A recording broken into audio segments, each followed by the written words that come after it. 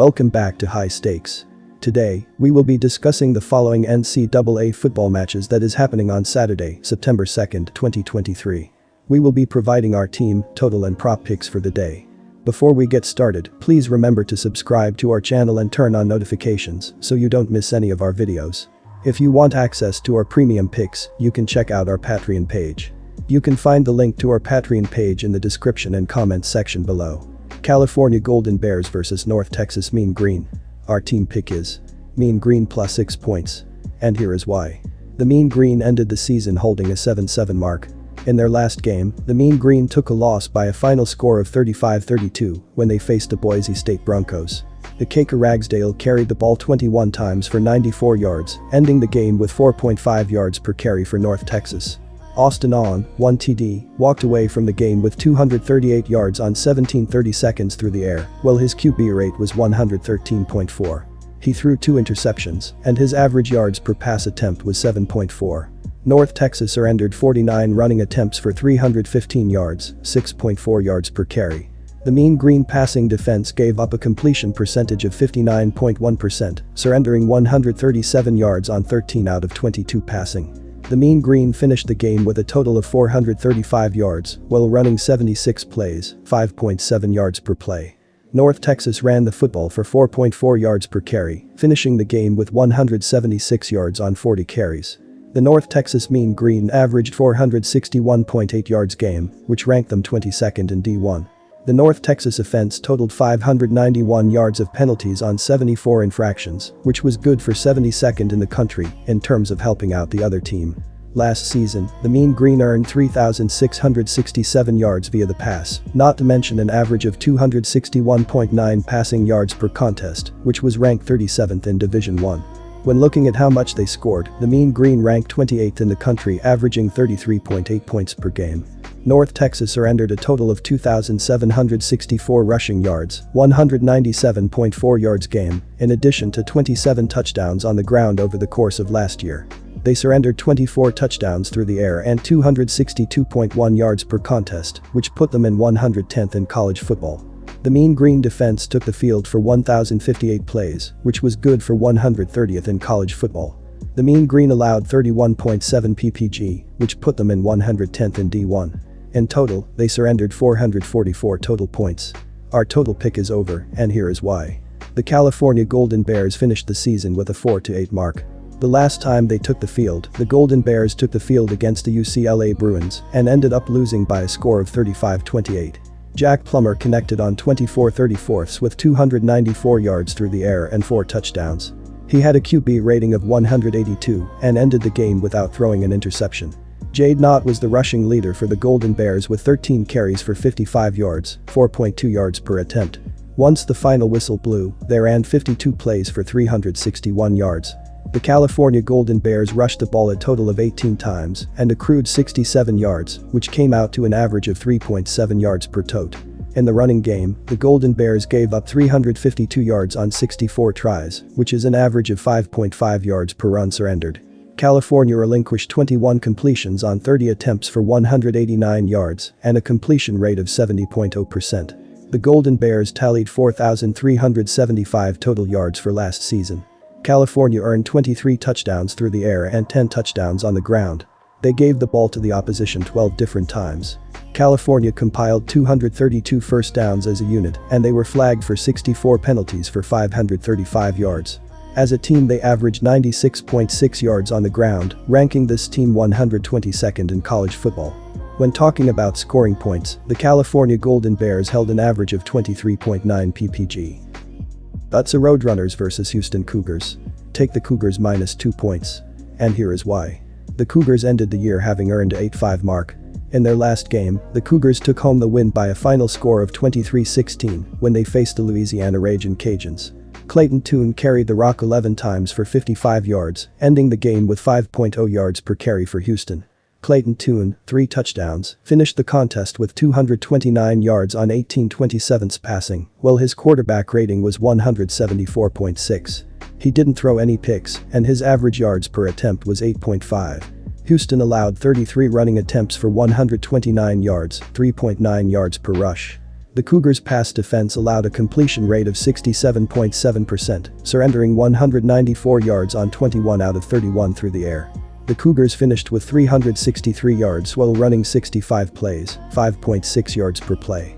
Houston rushed the football for 3.5 yards per tote, finishing the contest with 134 yards on 38 attempts. The Houston Cougars held an average of 455.8 yards per contest, which was good for 25th in Division I. The Houston offense had 915 yards of penalties on 103 infractions, which had them ranked 5th in the nation in terms of giving up free yards. For the prior season, the Cougars compiled 4,082 passing yards, along with an average of 314.0 passing yards per contest, which had them ranked 8th in the country. Concerning the points being put on the board, the Cougars ranked 17th in the country, averaging 36.1 points per game. Houston surrendered a total of 1,862 rushing yards, 143.2 yards per contest, and 18 touchdowns via the rush last season. They allowed 33 touchdowns through the air and 278.6 yards per outing, which put them in 122nd in Division I. The Cougars' defense participated in 928 plays, which had them ranked 102nd in Division I. The Cougars surrendered 32.2 points per contest, which put them in 112th in the nation. Last year, they allowed 419 total points. Our total pick is over. And here is why. The UTSA Roadrunners finished the season with an 11-3 record. The last time they took the field, the Roadrunners faced Detroit Trojans and took a loss by a final of 18-12. Frank Harris went 23-40 seconds with 198 yards passing and 1 TD. He had a QB rating of 92.7 and finished the contest with 2 interceptions. Kavorian Barnes led the offense in rushing for the Roadrunners with 21 attempts for 132 yards, 6.3 yards per carry. The UTSA Roadrunners ran the football 32 different times and recorded 147 yards, which had them averaging 4.6 yards per tote. In all, they had 74 plays which gave them 345 yards. UTSA relinquished 13 pass completions on 24 attempts for 113 yards and a completion rate of 54.2%. When it came to stopping the run, the Roadrunners conceded 47 yards on 41 tries, which averages out to 1.1 yards per run allowed. Regarding scoring points, the UTSA Roadrunners were sitting at 36.8 ppg. As a unit they averaged 175.3 yards in the run game, ranking them 50th in D1. The Roadrunners earned 6,664 total yards for the prior season. UTSA compiled 34 touchdowns through the air and 28 touchdowns via the ground. UTSA accounted for 363 first downs as a team, and they committed 98 infractions for 861 yards. They surrendered the football 20 different times. Regarding passing yardage, the Roadrunners allowed 3,408 yards, which ranked them 115th in Division I. During their 14 games played last year, they allowed 243.4 yards per contest through the air and relinquishing a completion percentage of 57.9%. They gave up 387.2 yards per outing, which put them 74th in college football. They allowed 21 passing touchdowns and 21 running touchdowns.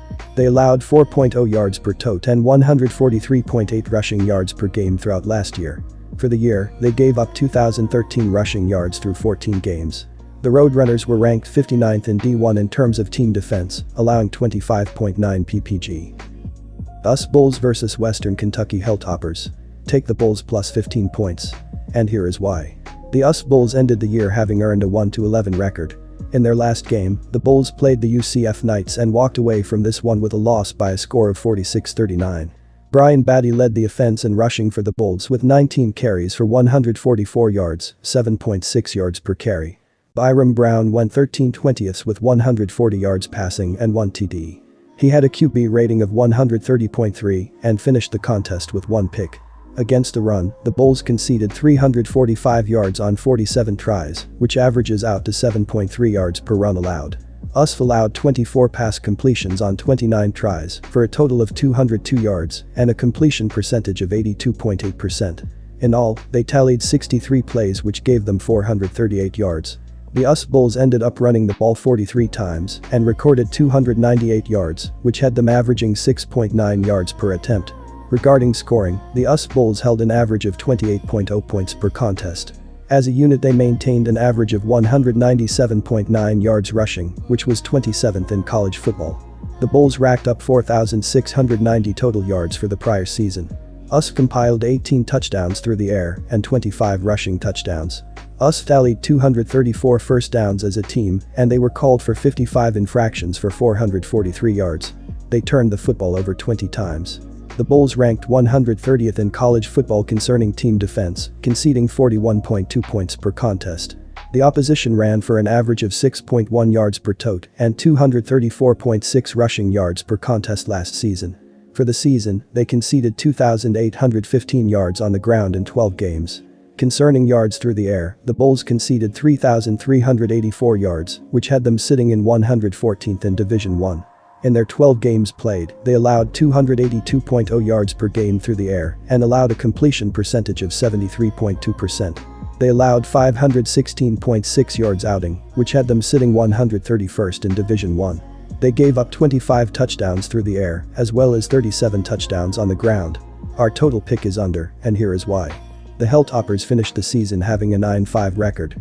In their last game, the Helltoppers got the win with a final of 44-23 against the South Alabama Jaguars. Marquise Stepp ran the football 7 times for 63 yards, ending the game with 9.0 yards per carry for Western Kentucky. Austin Reed, 4 TDs, ended the contest with 497 yards on 36 55s passing, while his quarterback rating was 161.7. He threw 1 interception, and his average yards per pass attempt was 9.0. Western Kentucky surrendered 25 rushing attempts for 44 yards, 1.8 yards per rush. The Helltoppers secondary gave up a completion percentage of 67.3%, relinquishing 377 yards on 37 out of 55 passing. The Helltoppers finished the contest with a total of 677 yards on 82 plays, 8.3 yards per play. Western Kentucky ran for 6.0 yards per carry, finishing the game with 155 yards on 26 attempts. In terms of how much they scored, the Helltoppers ranked 15th in college football, holding an average of 36.4 ppg. Last season, the Helltoppers racked up 4,931 yards via the pass, not to mention an average of 352.2 passing yards per contest, which was ranked second in D1. The Western Kentucky Helltoppers had an average of 497.3 yards per contest, ranking them 7th in college football. The Western Kentucky offense compiled 805 yards of penalties on 87 violations, which was good for 32nd in D1 in terms of helping out the other team. The Helltoppers relinquished 23.4 points per game, which had them in 44th in the country. Western Kentucky gave up a total of 2,066 yards on the ground, 147.6 yards per contest, and 17 touchdowns rushing over the course of last season. Overall, they conceded 328 total points. They allowed 21 touchdowns via the pass, as well as 236.1 yards per game, which had them in 85th in Division I. The Helltoppers' defense took part in 1,025 plays, which had them sitting 128th in the nation.